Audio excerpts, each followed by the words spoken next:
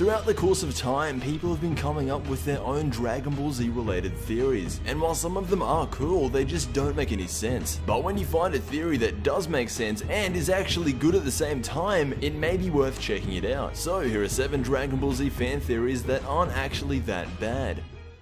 The first theory is that Goku died while fighting Frieza on Namek, but then got wished back. I know that's way out there, but again, keep in mind this is a theory, not actually confirmed. So basically how it goes, when Goku and Frieza were clashing in their energy struggle, Frieza actually won and knocked Goku into lava. And considering in the anime Goku didn't get up for a while, people think that Goku died. However, around this time, King Kai was planning on wishing everybody killed by Frieza and his men back to life. So that means that Goku would have been able to come back and eventually defeat Frieza. And this theory kind of makes sense if you believe everything you read. There are 2 facts that debunk this theory entirely. Number 1, it wasn't in the manga. In the manga, Goku actually got straight back up and continued fighting. Number 2, which is unrefutable evidence, Goku already got wished back once before by Shenron at the start of the series, and as you guys know, during that time, the dragon couldn't bring back a person twice. Moving on to the next theory, which I think is entirely possible. The theory proposes that Gohan, as the Great Saiyaman, has a subconscious memory of the Ginyu Force, and that's why he poses the way he does. And if I'm being completely honest, this actually makes sense. Gohan, as a 5-year-old child, was traumatized by the Ginyu Force. In fact, he had his neck broken by Recoome and looked like he was knocked out. He literally couldn't do anything until Goku showed up and gave him a senzu bean. That would traumatize anybody, let alone a 5-year-old child. So the theory states that Gohan subconsciously, as the Great Saiyaman, performs those poses because the Ginyu Force had such a large influence on his childhood. Moving on to the next theory, it is the Gogeta Super Saiyan 4 God theory. Now that's quite a title, but I do feel like this theory, even though I did make a video on this ages ago, this was actually one of my first videos, I still think, even though it doesn't make much sense now with the Super Saiyan God Super Saiyan, I believe that this is still one of the most interesting Dragon Ball Z theories out there. And since I have made a video on it before, I don't want to spend too much time on it, so really briefly, the theory goes as follows. In the Baby Saga of Dragon Ball GT, Goku requests the energy of Gohan, Goten, Pan, and Gohan. That is 4 pure-hearted Saiyans. If Goku had one more Saiyan, he would have right then and there turned into a god. Basically, the rest of the theory goes, if Goku kept his energy from the Saiyans, and then fused with Vegeta, he would have gotten the energy of the 5th Saiyan, therefore turning Gogeta into a god. And that's basically it. As to how likely this is, I would say not very likely, purely because I don't see how Goku could have held on to the energy from the Baby Saga all the way through to the Shadow Dragon Saga.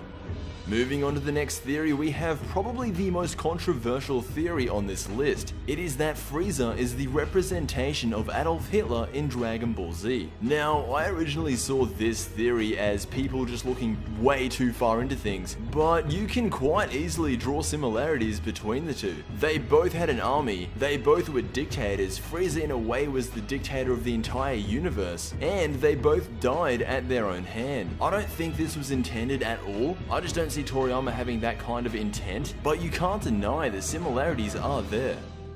Moving on to the next one, we have the Super Saiyan 5 theory. This theory suggests that there is a Super Saiyan 5, and I'm going to be honest, I don't like this theory. It's not the fact that it's a Super Saiyan 5 and Super Saiyan 5 isn't what Toriyama envisioned. In fact, I actually think the idea behind a Super Saiyan 5 is pretty cool, but we have all these fans thinking that Super Saiyan 5 is one of the best Dragon Ball Z theories of all time. I'll admit it's a cool concept, but it's not a good theory, because a good theory has evidence behind it. Super Saiyan 5 has no groundwork. There has been nothing officially stated, even in GT. The only thing said in GT about a Super Saiyan 5 was in episode 55, Bulma tells Vegeta that the use of her new machine, that new machine obviously being the Blutz Waves, could make Vegeta go up to a Super Saiyan 5. However, this wasn't meant to be taken seriously, as Super Saiyan 5 doesn't exist, and it can't be used as evidence because it was most likely just a joke. Taking out the next one, we have the theory of Bulma's mother actually being an android. Now this stems from her never seeming to age. If you go back and see where she first appeared in Dragon Ball, and then go to the very end of Dragon Ball Z or even Dragon Ball Super, you can see that she looks more or less the same. In the end of Dragon Ball Z, she's actually in her late 60s, and I don't know if any of you guys have seen an almost 70-year-old who looks like that, but I sure as hell haven't. So the only explanation that the fans have been able to come up with is that she is an android. Her husband is the famous Dr. Brief, and he easily could have made an android similar to the design of Dr. Gero's. Taking out the final theory of this video, we have something that will be revealed to us in due time. This is the theory about how Dragon Ball GT is going to be one of the 12 universes in Dragon Ball Super. And honestly, I can't prove or disprove this theory. We will most likely find out sometime next year. If you're asking me personally, there's no way Dragon Ball GT is even going to have any relation to Dragon Ball Super. Dragon Ball GT is its own separate thing. And like I said before, this is going to be the only theory that we actually get an answer to. Definitely sometime next year, hopefully early next year. But until then, let me know some of your favorite Dragon Ball Z related theories. There are a countless amount of theories out there, so I'm bound to have missed at least one. But as always, I will see you in the next Dragon Ball Z video.